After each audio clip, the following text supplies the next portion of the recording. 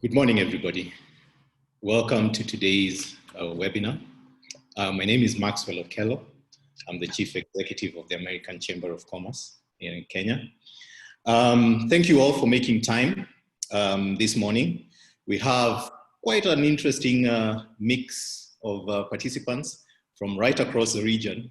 We have participants from AMCHAM Rwanda, AMCHAM Uganda, AMCHAM Tanzania. We also have representatives and participants from South Africa, from the UK and the US. So thank you all for making time. I think this is a critical and important conversation that we'll be having this morning. I just want, before we begin, to remind you all that as we progress, please type in your questions in the Q&A tab. The Q&A tab.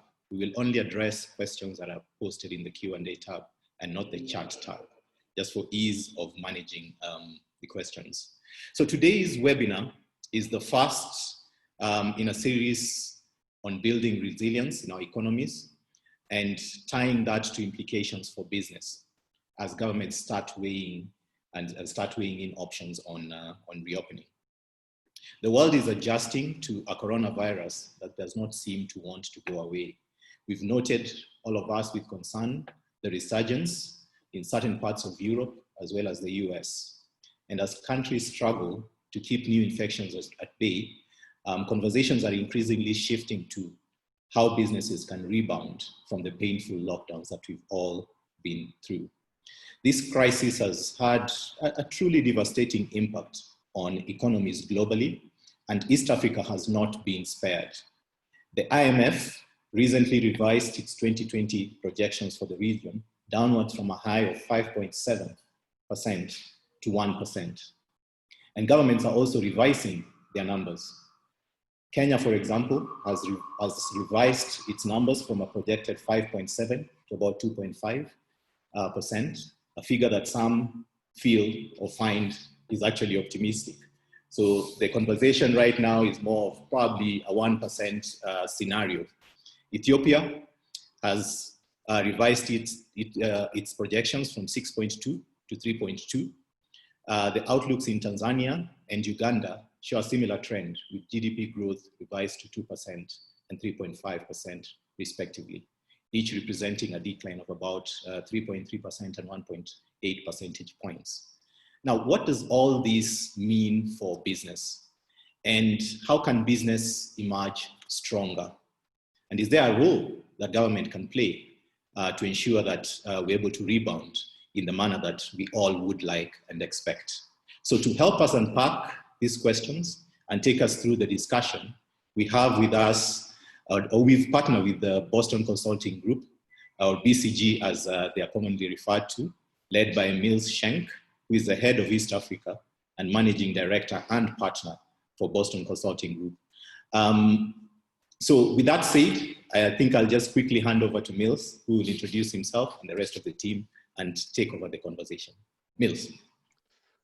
Great, thank you, Maxwell, and thank you to all of the attendees who are joining us this morning. I'm gonna quickly introduce myself and let my fellow panelists introduce themselves, and then we'll jump into the content. So as Maxwell mentioned, I'm Bill Schenk. I'm a managing director and partner with BCG. I lead our business here in East Africa.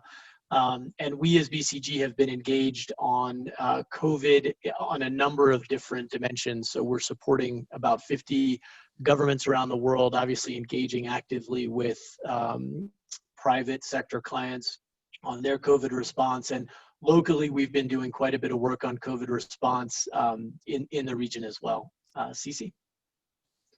Hi, everybody. I'm Cece Pan, project leader in the Nairobi office. My topic expertise is across global health and development topics for public, private, and social sector clients in sub-Saharan Africa. Elahi?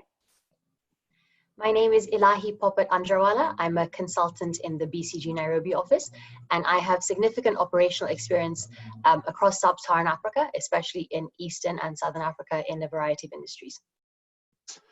Great, and so we, the three of us, as well as some of our colleagues, have authored the paper that you see on the right-hand side here.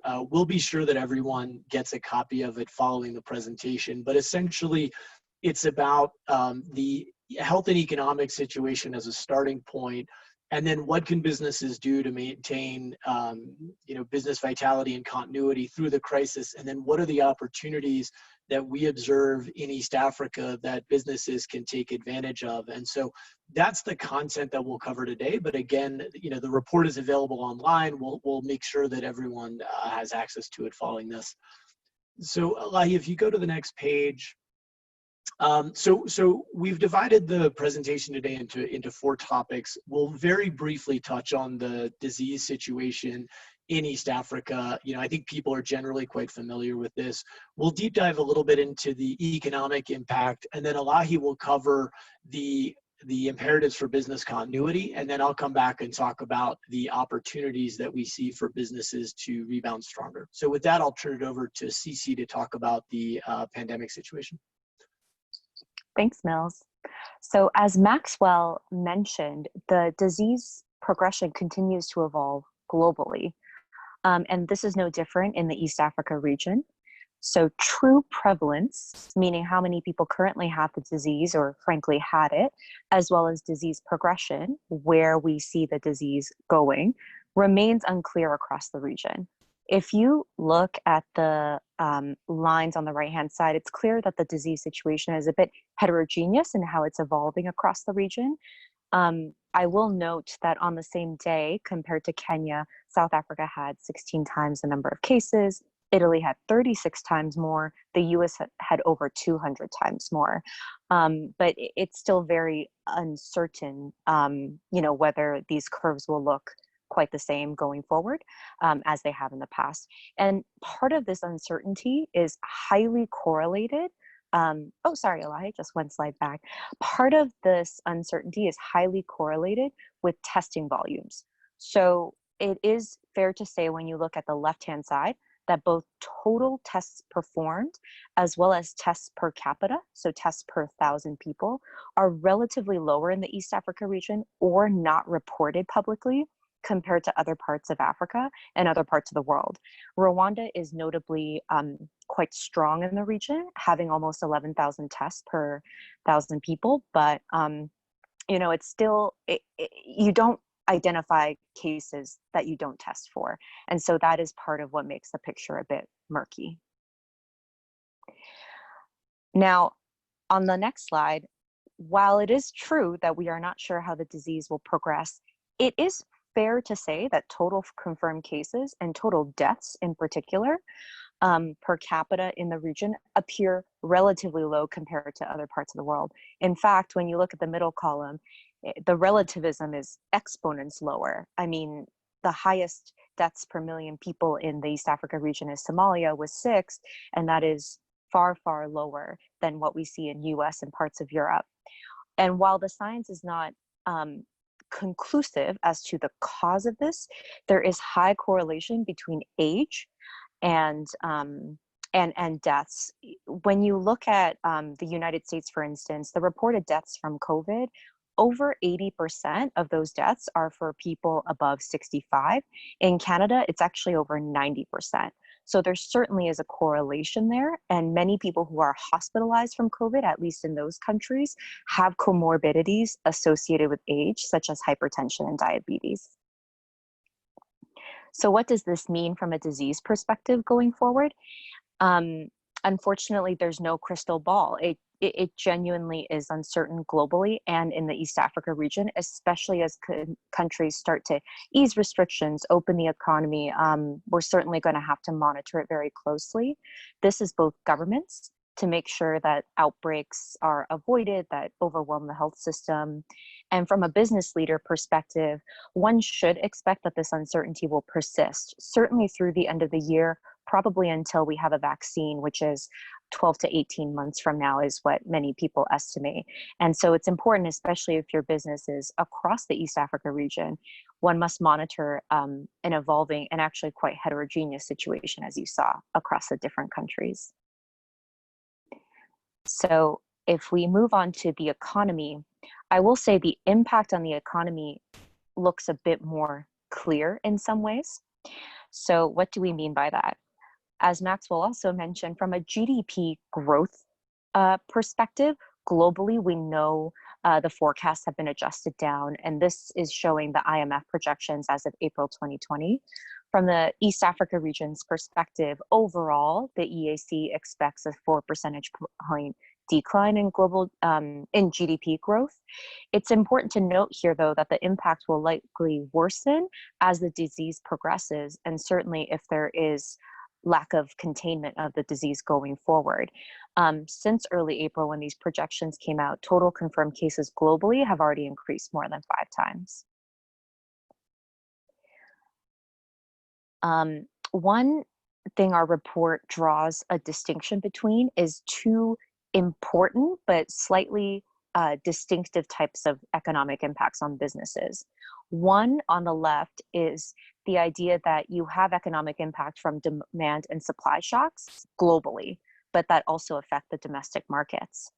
This is related but distinct from additional economic disruptions caused by local restrictions that are put in place by governments aimed at flattening the curve, which was, according to all health experts, absolutely the right thing to do initially when you want to contain the disease, but there's no doubt that that has impact on business operations. I'll speak a bit more about both in the subsequent slides.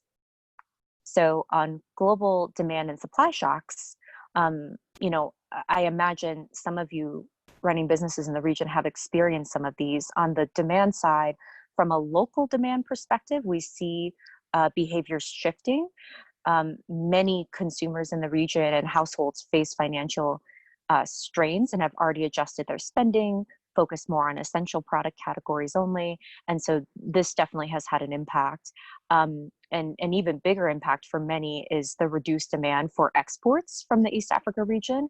One can recall that the demand for fresh cut flowers from Kenya, for example, the demand really bottomed out in early to mid-March, which was before a single case of COVID was actually confirmed in the East Africa region. And that's because the impact it already had on European markets.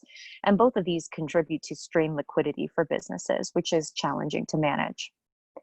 On the supply side, similar disruptions either make some critical inputs unavailable, completely unavailable, or has increased costs. And if you couple that with increased costs of operations, such as, increased health and hygiene to maintain operations, it's just tough for businesses who already face maybe demand shocks. And the longer the disease progression is uncertain, the more operational uncertainty there is as well.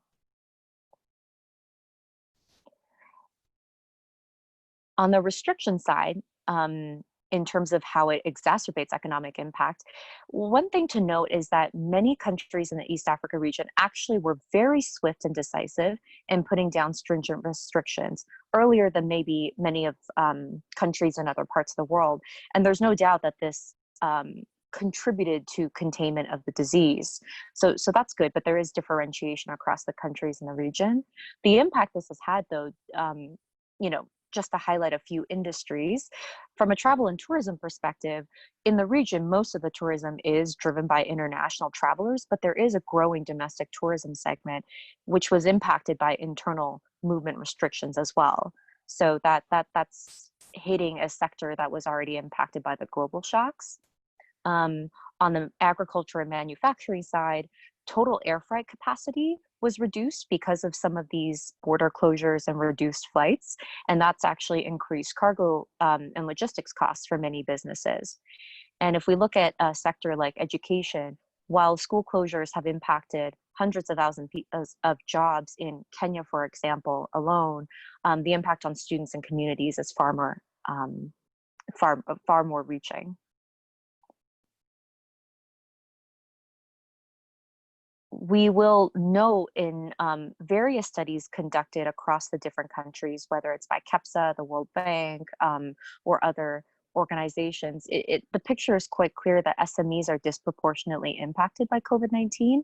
So if you look at Uganda, for instance, micro and small enterprises are more likely to have their businesses closed. In Ethiopia, more businesses that are smaller tend to have fewer operational days in the past 2 weeks. And so it's just tougher for SMEs, no doubt, in terms of the impact of COVID, but also in terms of how they think about the rebound and access to financing, for example. When we look at an individual, we mentioned a bit earlier this impact on demand, but individual consumers are modifying their behaviors, and these shifts will likely be sticky far beyond the immediate crisis. So some of these graphs are telling us on the left-hand side, for instance, that the vast majority of Kenyan households have already experienced financial distress. They've already adjusted their spending. And importantly, if you look at the right-hand side, many don't have a clear view on what their rebound looks like from a family perspective. Vast majority of people, 70%, think it will take 6 months or actually well over a year before they can recover. So on the next slide, we did some consumer research, BCG, and across different markets around the world, but also Kenya. And we've certainly found that spending categories are impacted. So over the next 6 months, people do express intent that they will spend more on essentials like groceries, baby food, utilities, but far less on discretionary spending, essentially, everything ranging from eating at restaurants to cosmetics.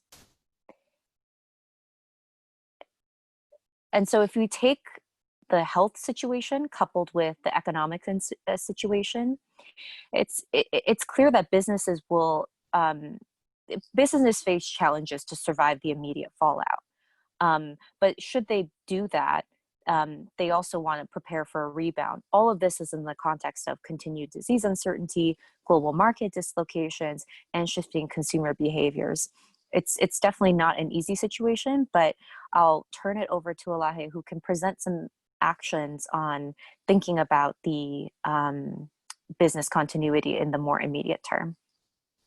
Thanks, Cece. As Cece mentioned, we'll dive a little deeper into the actual business imperatives for businesses going forward in light of the impact which COVID has had. We know that managing COVID will be a journey over 3 distinct phases. The first, on the left-hand side of this slide, which we call Flatten, is essentially the lockdown phase.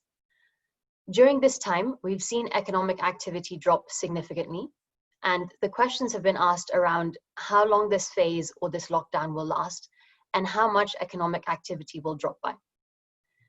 The second phase, which we call Fight, is the reopening or restarting phase. At this time, we anticipate some increase in economic activity, depending on how the virus progresses. And the questions that are being asked are very similar to those of the Flatten phase. Firstly, how long will this Fight phase last? And second, to what level will the economy recover during this time? The third phase on the right-hand side is the Future phase, which is likely only expected after a vaccine is identified.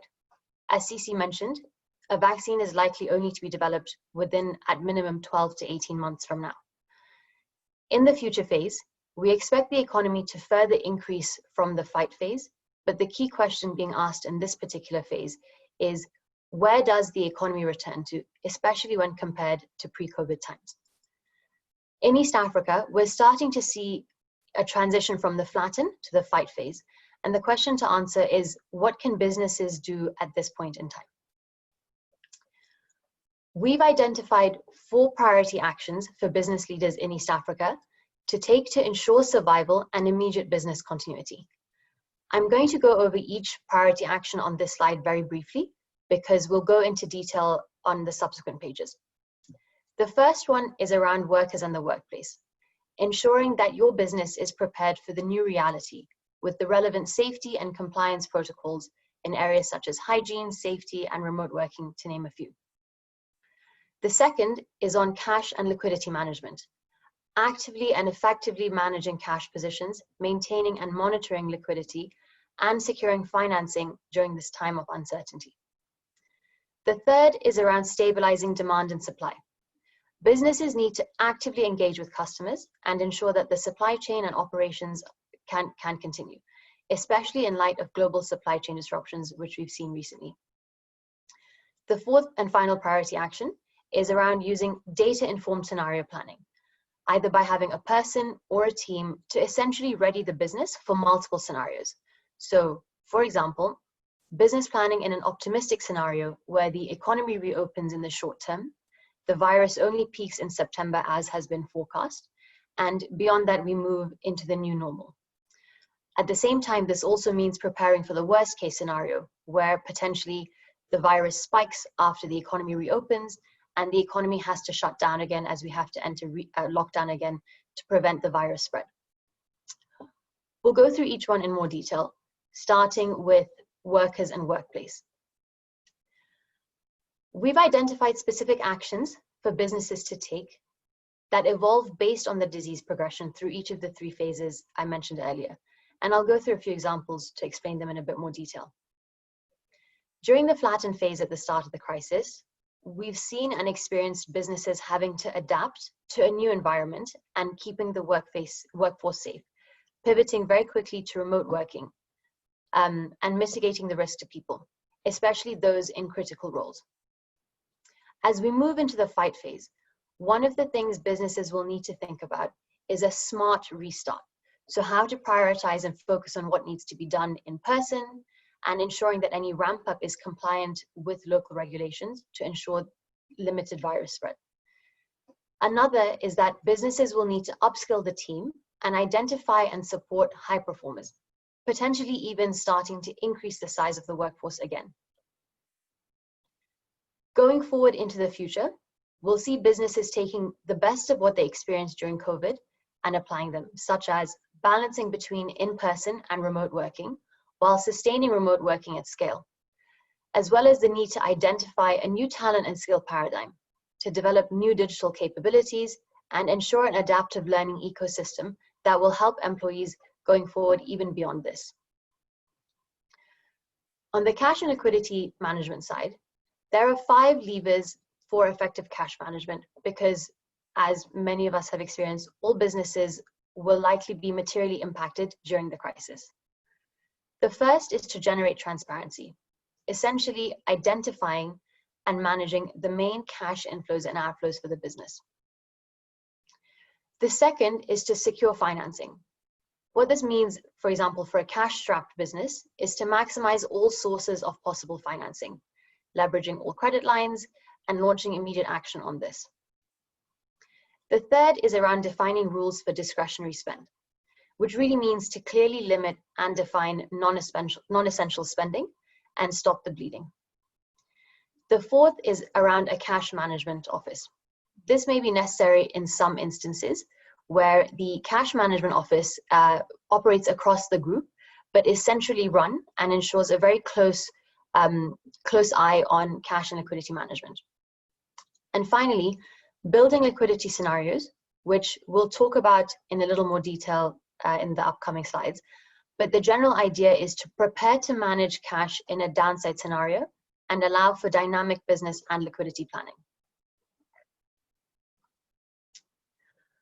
When we think about demand and supply stabilization, we've developed here a checklist of helpful ideas for businesses to think about with regards to supply stabilization. Some of these are more or less applicable depending on your industry. We've identified 3 sets of actions to think about in the short term. The first is collaboration, the second is flexibility, and the third is an emergency response. In the collaboration bucket, we have actions such as establishing a critical materials list jointly with manufacturing for raw, pack materials, and consumables. Under flexibility, one of the options is to work with procurement to identify or activate different sources for critical materials, including sourcing from local suppliers. We've seen examples of this happen as Kenyan businesses, which originally sourced very heavily from China, identified alternative suppliers while China was shut down, only sourcing from China again once it reopened. The third bucket is around emergency response team. For example, establishing a daily inventory review for critical items to ensure accurate and up-to-date inventory in the system. The goal is for all these actions to help manage and stabilize the supply chain. While on the demand side, we've actually seen some innovations around demand management, where businesses have been encouraging customers to postpone instead of canceling. A good example of this has been in the tourism sector, where hospitality businesses engaged very early on with customers to try and convince them to postpone rather than cancel trips that they had planned. In some instances, businesses could even take orders and allow customers to make delayed payments if a business has the liquidity to offer such attractive financing options. The final imperative, which we mentioned, was using data-informed scenario planning. What we've done on this slide is based on the S&P Global 1200, we've done two sets of analysis. On the left-hand side, we've looked at TSR, which is total shareholder return. In this case, it's essentially stock price performance over an initial time frame from February to March and a second longer time frame from February to June. On the right-hand side, we've looked at companies with a greater than 15% probability of default. Based on their performances, we've grouped sectors into three options, which you can see on the far left-hand side: healthier sectors, pressured sectors, and vulnerable sectors. And there are two important things we're saying with this slide and this data. The first is that you need to really understand how your business is going to react to the pandemic. This analysis of the S&P Global 1200 can give you a good indicator of what may potentially happen to certain sectors. So, for example, pharmaceutical or software in the healthier sector category are more resilient than hospitality, which is the most vulnerable sector that we've listed here. The second takeaway is that it's very important to plan for multiple scenarios based on data so that you're making data-driven decisions to help you best prepare your business for what may come in the future. And with that, I'll hand over to Mills to talk a bit more about that. Great, thanks, Elahi. So I'll pivot and start talking about the fun stuff, which is what are the opportunities that we observe to rebound stronger. And again, it's hard to generalize across all businesses in all industries. And so the hope here is that anyone running a business would be able to find one or two ideas that they think could help their business come out of the crisis. So if we go to the next page, I'll do something similar to what Elahi did, which is I'll talk about the four opportunities here and then go into more detail on subsequent pages. So fundamentally, we see four opportunities. The first is capitalizing on shifting supply chain dynamics. And so short term, as Elahi mentioned, and we know that COVID has disrupted supply chains, and this has created near-term opportunities for inshoring. Longer term, though, we see companies and global companies shifting supply chains, as they try to look to become more resilient. And we think this could create real opportunities for East Africa. So we'll talk about what we think some of those are. The second opportunity is about aligning your portfolio to evolving consumer needs. And so Cece talked about how consumers are changing their behavior. We believe that some of these behaviors aren't just occurring today, they're likely to persist beyond COVID. And businesses are going to need to adapt. And for some businesses, there'll be real opportunities to drive growth by better aligning with what customers fundamentally want. The third is investing in the digital customer experience. And so, I hesitate to talk about digital because it's become such a buzzword, but COVID has been catalytic in many ways in terms of driving consumers towards digital behaviors. In the past, this meeting would have been a breakfast. We would have all been in person. We're now all sitting on Zoom calls all day, just as one example. And this presents real opportunities for businesses to embrace digital as a core part of their operating model. And then the last one, which is clearly not for every business, obviously only businesses that have the financial wherewithal, but there's going to be a lot of M&A activity. Some of it is going to be driven by businesses that have to divest assets to survive the crisis. We also see assets that are valued less than what they were a few months ago, even though they're in fundamentally attractive sectors. And so for the businesses that do have liquidity, we believe there's a real opportunity to make attractive strategic bets. So I'll go then into some of the specific examples, and I'll start with the idea of how to capitalize on shifting supply chain dynamics. And, again, this is all in the face of COVID disrupting global supply chains. we see two opportunities. The first is about future-proofing local supply chains. And, you know, the best example here is probably in PPE, where, you know, globally, a lot of the manufacturers of PPE essentially shut down supply chains in order to keep, you know, this important equipment, you know, in-house. So the U.S. wasn't exporting ventilators. And, you know, what happened in Kenya, I think, is really amazing. So, you know, the example we give here is Toyota Kenya developing a ventilator. There was a University of Nairobi ventilator. You know, businesses started to produce hand sanitizers, you know, masks, gloves, etc. And the question, I think, becomes, you know, what other opportunities are there to ensure production of things that we've previously sourced? The second opportunity is a longer term opportunity, and this has to do with, you know, the fact that globally a lot of the inputs for supply chains have been sourced from, you know, East and South Asia, and businesses globally are now thinking about how to make their supply chains more resilient, and that's going to create opportunities for, you know, new parts of the world to be a source of inputs and a source of, you know, or to play a role in supply chain. The example we give here, although we'll talk about some other examples, is the Ethiopia textile industry. You know, that this part of East Africa has been a source for the global fashion market. And the question is, you know, how do you double down? You know, a lot of this stuff was previously sourced from South or East Asia. You know, how does Ethiopia play a bigger role there? We think governments can play a big role. And so, you know, the first imperative would be to reduce trade barriers in the region to enable manufacturers to, you know, get scale and become more cost competitive. The second thing is, I think governments need to be strategic and really look to identify areas where they're advantaged to play a bigger role in global supply chain and incentivize investment to inshore and in-source manufacturing.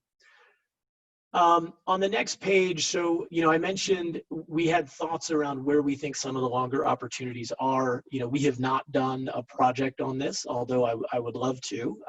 But, you know, these are just some thoughts. And again, we can, I won't go into detail on each one, but, you know, in agriculture, for example, you know, East Africa is a big exporter of tea. And if you think about agro-processing, you know, I think someone shared with me that the simple math is if we could package the tea before we export it, we'd capture 3 to 4 times the value. You know, in healthcare, we mentioned PPE. You know, I think there's a big opportunity in services. And I know Rwanda has been, you know, very sort of forward thinking in how to create, you know, more outsourcing, you know, hubs around support functions, et cetera. I mean, certainly the region has the talent, you know, the infrastructure to do this. And, you know, again, this is a real opportunity for the region to capitalize on a global trend coming out of COVID. If I go to the next page, so the second opportunity is about aligning your portfolio to meet customer needs. And you know, again, this is all about, it's all based on the fact that, you know, consumers are changing their behavior, and we think that those behaviors will persist.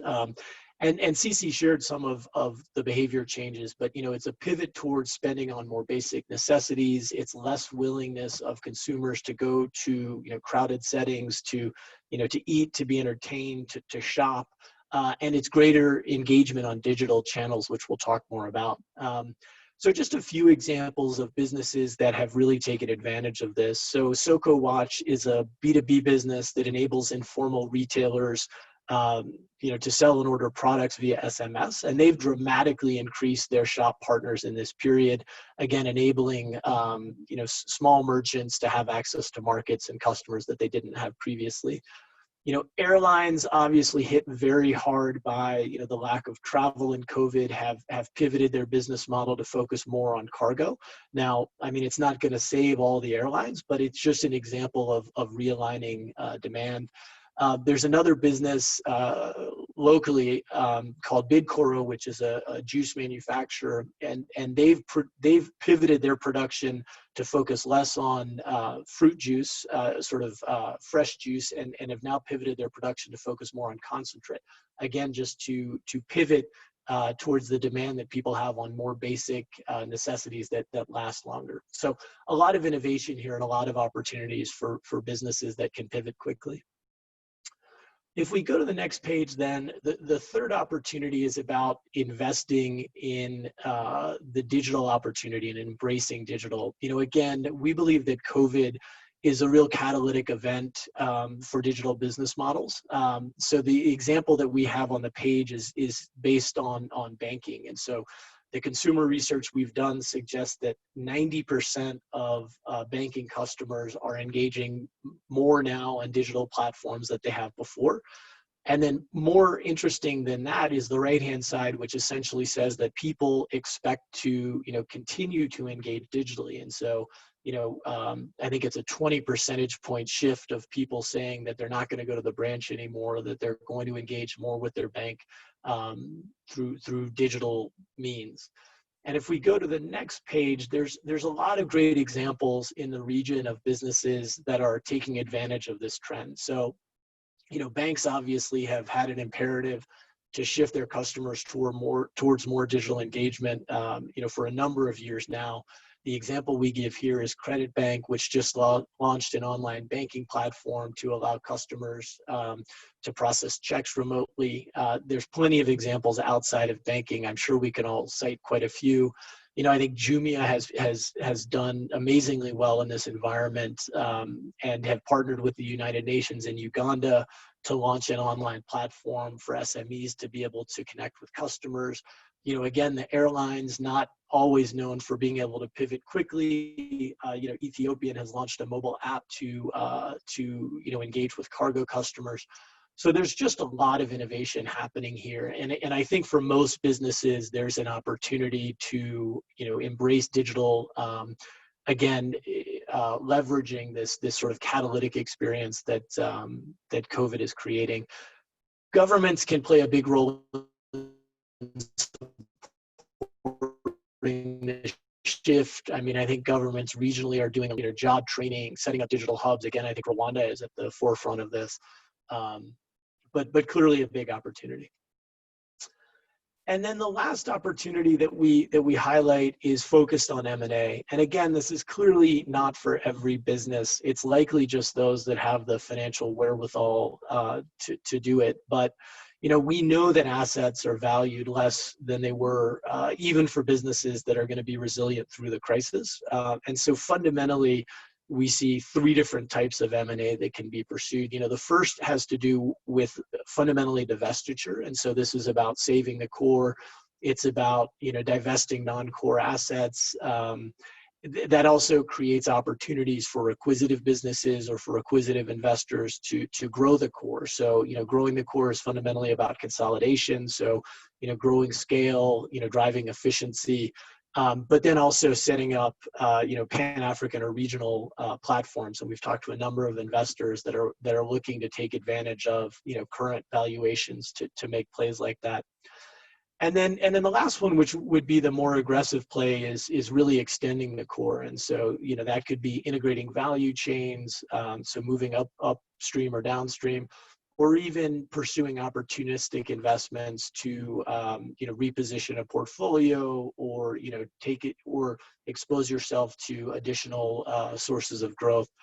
And again, we think governments play a role here as well. For governments, it's all about creating favorable conditions, whether that's, for foreign investment, or just to have the right legal and financial ecosystems to enable people to execute deals. So we'll go to the last page here, and then we can take questions. But the message that we try to put across in the paper, is essentially that it's a challenging period. All of us are living through the challenging period. There's a lot of uncertainty, as Cece talked about, in terms of how the disease will progress, in terms of how the economy will be impacted. That said, we don't believe that it's all about just maintaining business continuity. We believe that if businesses take the right set of steps and think proactively about, how to take advantage of opportunities that present themselves in this environment, that they can emerge stronger. And hopefully we've landed some of that message and given people something to think about today. So with that, I think that's the end of our sort of formal presentation, and I think that leaves us with plenty of time to answer questions. And Maxwell, I think you're going to moderate the Q&A. Is that right? Yes, that's correct. So thank you very much, Mills, Cici, and Elahe for your insights. I think it's very clear that there is opportunity amidst the adversity that we are faced with right now. So in the interest of time, I think I'll quickly jump into the Q&A session of our webinar this morning, and I can see the questions are starting to come in. Please keep them coming. Mills, I want to start off where you left, around the aspect of M&As. And there's a question here from Kunal, who's asking whether we're going to see an increase in M&A activity within the region, and other than tech companies, as many would save cash for essential items, payments to employers, as opposed to layoffs. So basically, I think the question Kunal is asking is, are we bound to see an increased activity of M&A activity around tech companies, especially given the fact that payments to employees, etc., and layoffs are bound to increase? What's your view on that? Yeah, sure. I can also. So I think we will see an increase in M&A activity. I think just a couple of observations. I mean, first of all, I think as we look at the structure across industries in East Africa, there has been room for some time for consolidation. And so if you look at the fragmentation of the banking sector, if you look at the fragmentation of different sectors in comparison with more developed markets, I think we just have a belief that over time these markets are going to need to consolidate, and so I think that creates a tailwind.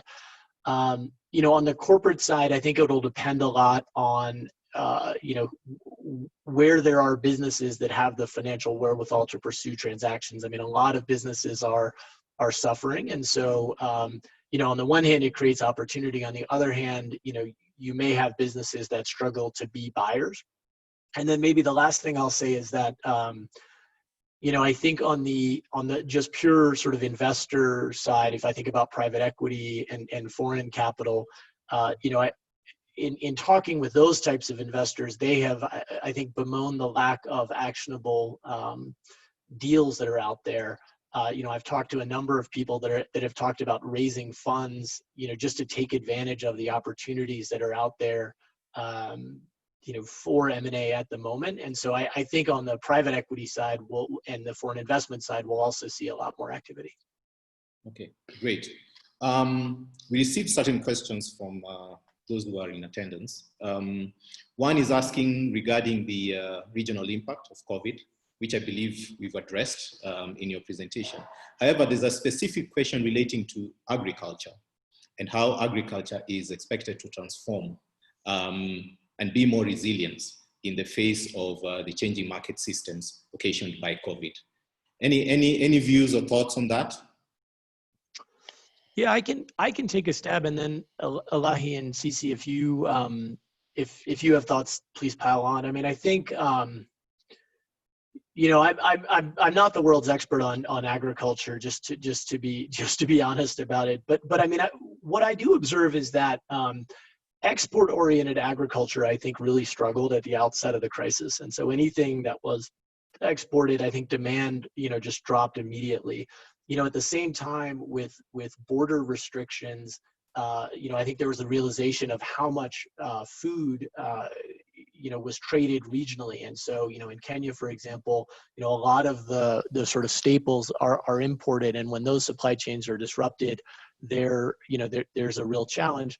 And so I think that sort of speaks to national resilience and the need for, agriculture to, pursue domestic markets more, more aggressively. And, I think we've seen some innovation around that. There's a number of, NGOs, for example, that are playing a role in matching, supplies for small scale farmers to urban demand, for example. And so, we see a lot of innovation happening, and I think fundamentally it's driven by, the need for local producers to find local markets.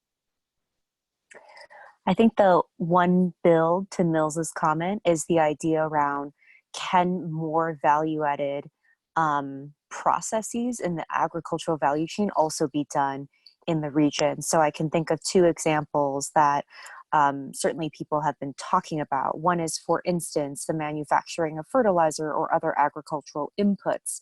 I certainly know that in Kenya, there was initially some concern that the agricultural inputs would not arrive given the supply chain disruptions on time for the planting season. Fortunately, that was resolved through public and private sector collaboration, but it really just puts into question, why must, why are there so few sources of domestic fertilizer, right? And on the agricultural processing side, Mills gave the example of packaging tea, and I do think that there is a view of how can some of that be done more locally. I know even before COVID, this was a trend that certain parts of sub-Saharan Africa had been thinking about, including special economic zones in West Africa around cocoa. And so there's just a lot of thinking about that, and we'll see if some of that materializes. It does seem to be an opportunity. Fantastic. I want to bring in the audience here, and Eva, if you could please unmute Sachin Gupta. Sachin, could you please ask your question?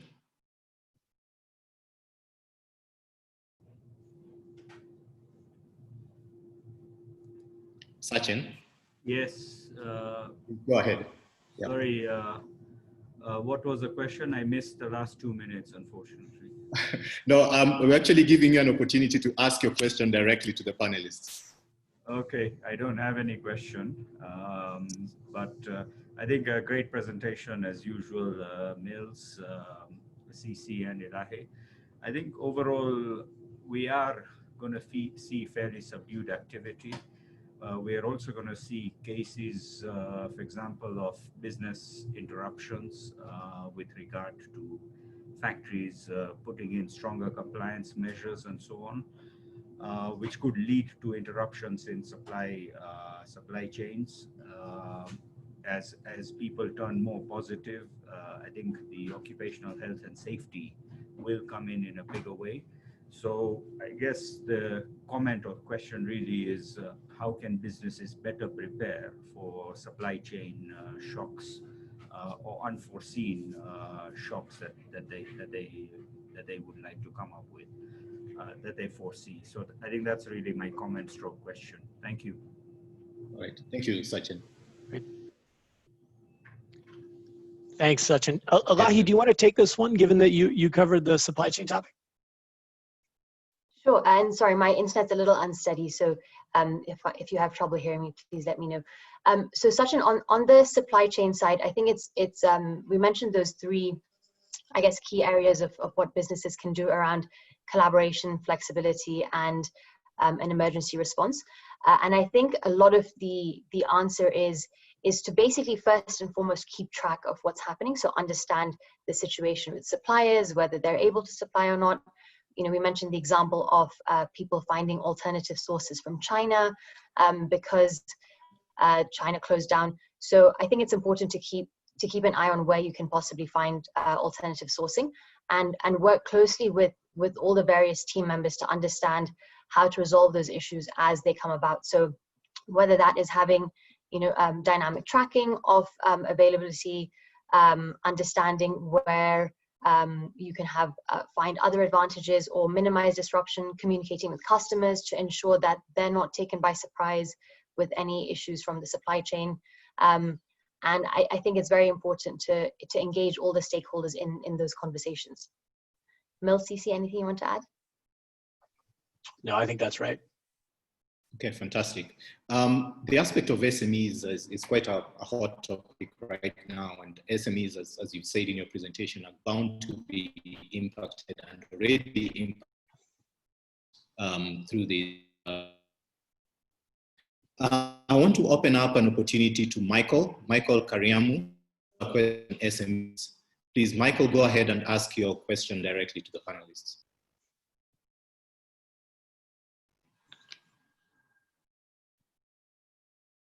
Michael Kariamu. Okay, seems like. Maxwell, hi, I can hear you now. All right, please go ahead and ask your question. Yes, I have two questions. The first one revolves around SMEs. How can, because we have SMEs, but most of them do not hold physical assets that can be used as collateral in terms of obtaining finance. So is cash flow based financing an option to look at when it comes to lending to SMEs? Second question has to do with the jua kali sector, small scale traders like jua kali sector. In this case, can these small scale traders be sort of standardized? Can they be aggregated so that there can be an harmonization and standardization of products that can lead to, in effect, creating new markets? And can BCG be open to looking at partnering with government institutions and such as the Ministry of Trade and these other government agencies such as Small and Micro Medium Authority to be able to come up with a way of aggregating these small scale traders? I mean, I've had discussions with experts in this space, and I'd be happy to catalyze this sort of discussion and this venture. Thanks. Great, thanks, Michael. Great question. So on your first question for SMEs, absolutely. And I think the challenge that SMEs have is the ability to document cash flows, and therefore the ability to get any form of credit rating and communicate that they're a viable business to lend money to. We as BCG are actually in discussions right now with a number of donors about leveraging big data and AI to try to take the data that's actually available for SMEs and build a credit rating system. And so you could imagine the challenge is access to data, but the metrics are not terribly complicated. And so there's a lot of innovative ways that we could do that. So I mean, I guess just to say yes, I think it's really important. I think it's an area where there's room for a lot of innovation, for fintech players, and we hope to play a role there going forward. On your second question, this is not a space I know a lot about. I'll just say that the principle of aggregating supply and taking smaller players and building a bigger and more consistent market, I think makes a ton of sense in principle. I think it's a great way of taking advantage of some of the supply chain shifts that we talked about earlier in the presentation. And so let's connect offline and have a discussion about it, because it's I think it's a topic of real opportunity. Yeah. Yes, it is. I'm really trying to I want to see if we can get through as many questions as we can as possible. I want to invite James Supeo to address his question directly. Hello, everyone. Can you hear me? Yes, please go ahead. So my question is, when you look at the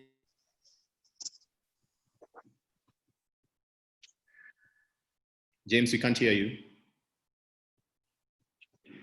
All right. James was asking a question relating to how government and development institutions and the private sector can support the urban poor majority, of whom are critical to the microeconomic businesses, so the SMEs and the rest that we're talking about, especially in East Africa. But what are your views on that? Cece, do you want to take a stab? I'm happy to. Go ahead, Mills. I'll build on it. Okay. I mean, look, it's a really broad topic, right? And I think we've seen a lot of activity across all of these recently. And so for governments, it's been about putting money in people's pockets in the short term. We've seen that in East Africa. We've seen it in the developed world. The donors are finding a lot of different ways to help, whether it's education, health, etc. I think what's been really encouraging to me has been the private sector response. And we've seen a lot of, innovation, I think, in terms of how to help the urban poor. Just some examples. I think the Safe Hands group that was formed, to get PPE and to get, sanitizer, et cetera, into urban environments. There have been a number of startups that have, again, tried to match agricultural output to feed people in the urban poor. I also think, we've done some work with one of the development institutions that's focused on nutrition, but that, I think the thing that COVID has has made people aware of is the development institution that we're talking about here was really geared towards feeding people in rural areas, and has had to very quickly pivot because, as you're pointing out, poor people in urban areas were impacted by COVID because of the travel restrictions. So food became very expensive and people couldn't move around. And that created a real crunch. And so the question was, how do we feed people, in urban areas? And so there's more innovation on that front as well. So, sorry, I mean, it was a big question. I tried to take parts of it, but hopefully that makes sense. Okay, fantastic. I want to invite Ruto Kipgeno to answer ask your question directly. Ruto, are you on?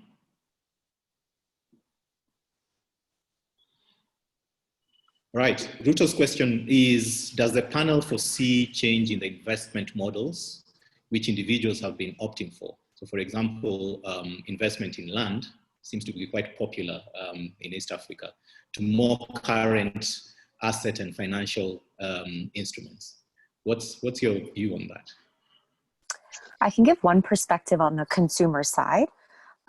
So one thing that we have observed, at least in our consumer survey in Kenya, certainly, is that there are, for many households, for the vast majority of households, there is not that much excess cash to invest, to be frank, right? And actually one trend we have seen as a result is that people have taken up more credit, and they predominantly use tech-led or fintech players to do this rather than going through the banks. So I would say that's one observation. For people who are in a position to invest more, that is not the majority of people. And for those who need credit, they are increasingly going through fintech players or mobile channels as opposed to formal financial lending institutions. For, I guess, people who have the investable cash, Mills, do you have any views on this? I don't. It's a really interesting question that I have not thought about. So Cece, I'm happy you have a perspective, and I will give it more thought. That's it. Margaret Waidaka, we could please go ahead and ask your question.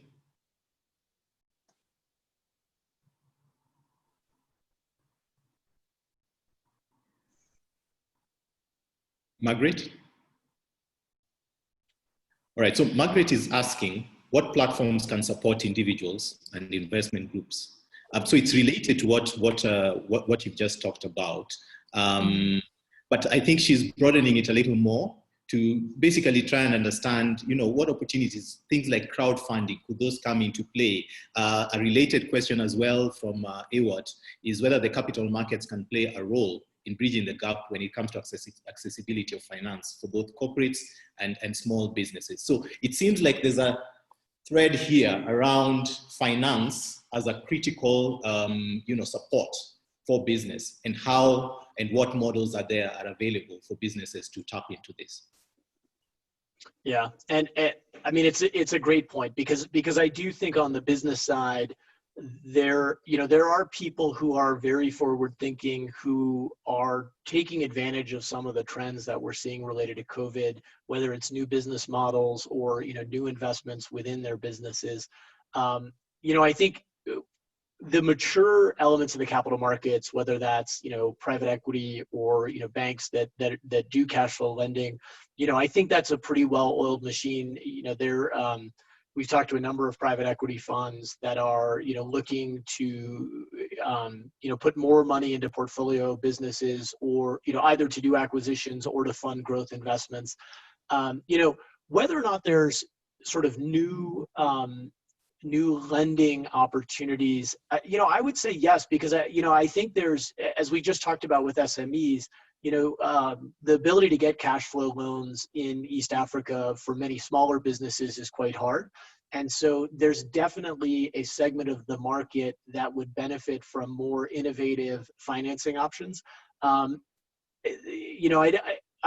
don't know if I can point to any great examples of that, but I would agree with the view that there's an opportunity, and Maxwell, your point that there's this thread around, there's innovation happening on the business side, there's probably a bit of a gap, that sits somewhere, below traditional private equity, more towards growth capital, more towards, crowdfunding, et cetera. And there's a real need there. And so there's probably, room for innovation in terms of the financing models. Yeah. And just two quick builds.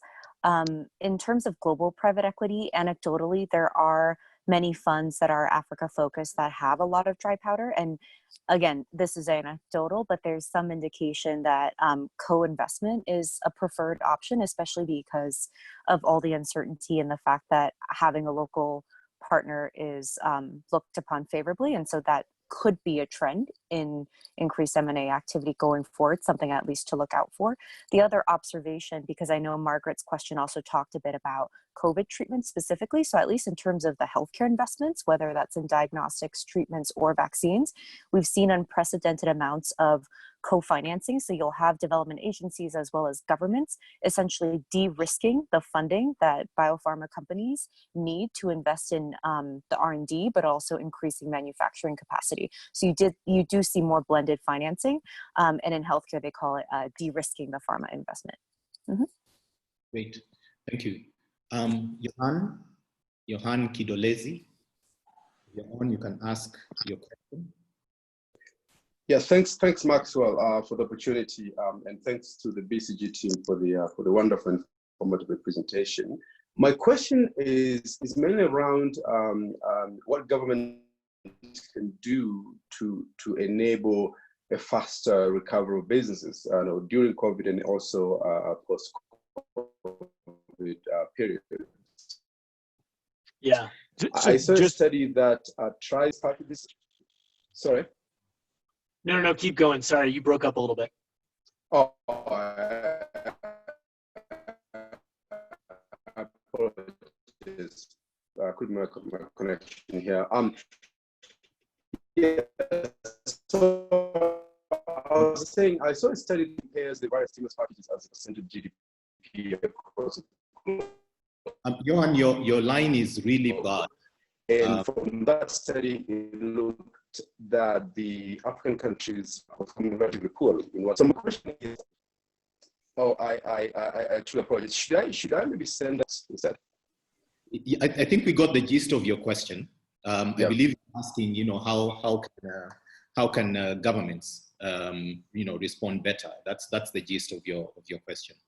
And please, that's our news. Go ahead.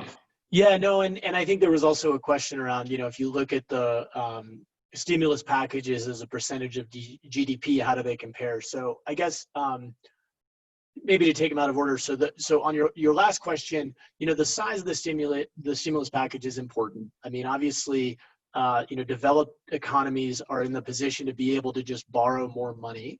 And frankly, also, are quite concerned with the stock market. And so, the US package, I can't even keep track, but it's, 10 or 12% of GDP. Germany's was very high.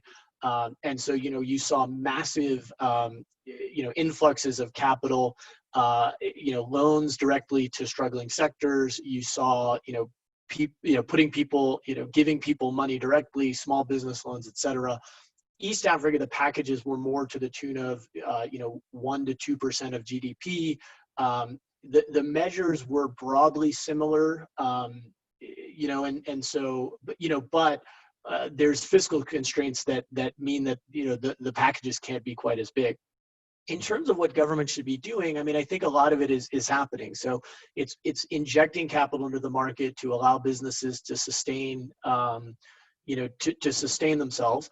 And then to me, the bigger question that I think East African governments are wrestling with now, some more than others, is how do you manage the interplay between, the health requirement and the economic requirement? And it's a fine line, because you don't want to open up so quickly that you overwhelm your health system. At the same time, you don't want to have restrictions in place that cripple the economy. They can harm people in different ways. And so, I think there's a rich debate to be had, in Kenya, for example, around the speed of reopening. I think early on, the focus was clearly on the health response. I think now there's a lot of noise that, maybe we're being too restrictive given, what we know about the severity of the virus in East Africa, and should we start opening up sooner? And again, I hesitate to give an answer because I think, at some point, as the president here says, it's really a judgment call. So anyway, that's my viewpoint, at least. Okay, thank you very much. We've run out of time.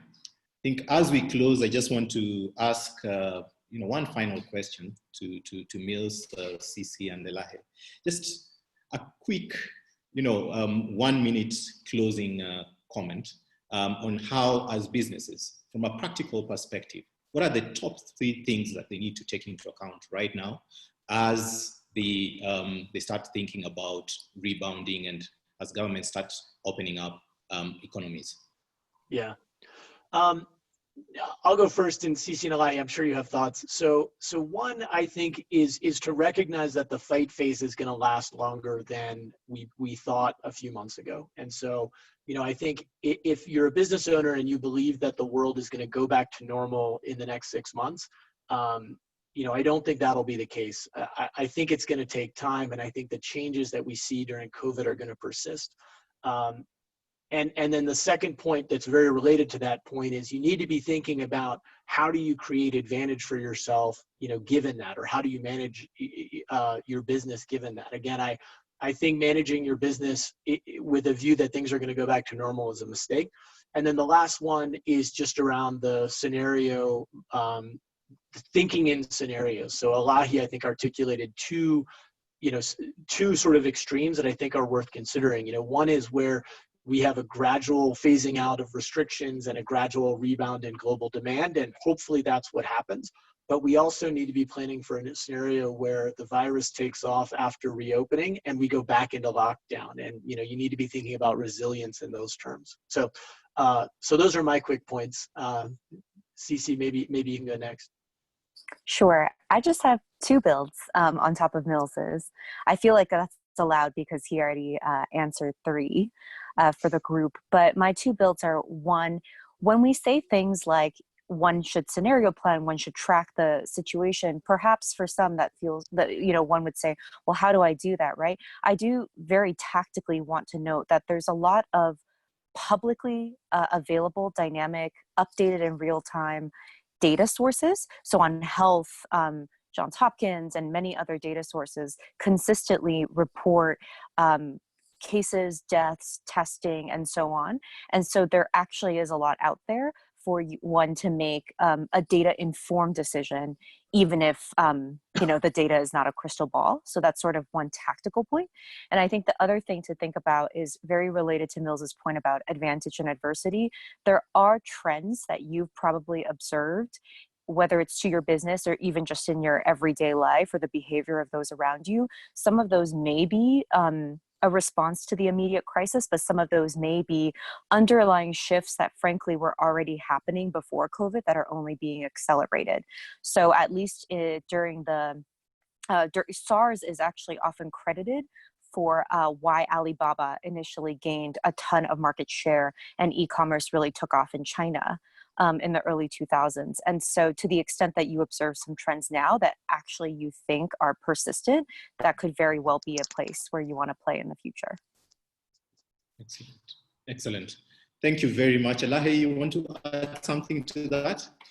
Sure. I'll just very quickly, I think, reiterate and summarize the 4 key imperatives we mentioned earlier for businesses around the cash management, worker and workplace safety, supply and demand stabilization, and as both CC and Mills mentioned, the data-driven decision-making. And I think all this leads to, to add to what Mills said, is that the new normal is going to be different. And this is a chance for businesses to also potentially use this time to identify ways to innovate and create those competitive advantages that Mills mentioned. Fantastic. Thank you very much. I think that has been really, really insightful and very, very useful for those of us who are part of this conversation. It definitely is a conversation that we need to build on as economies start reopening. As you heard, there are opportunities, and no business should really look at this or look at their business as being the same going forward. So I want to invite us to take a quick poll. It will just take you about 5 seconds. There's 2 questions on your screen right now. Please just give your response. And as we are doing that, I really want to thank BCG for their partnership. Thank you, Mills. Thank you, Elahe. Thank you, Sisi, for sharing your insights with us this morning and for collaborating with us and partnering with us on this very, very important webinar. With that, I want to bring this session to a close. I want to thank each and every one of you for attending. Thank you to the AMCHAMs that have also partnered with us in this particular webinar, and to wish everybody a wonderful and excellent weekend coming up. Thank you very much. Bye-bye. Thank you, everyone.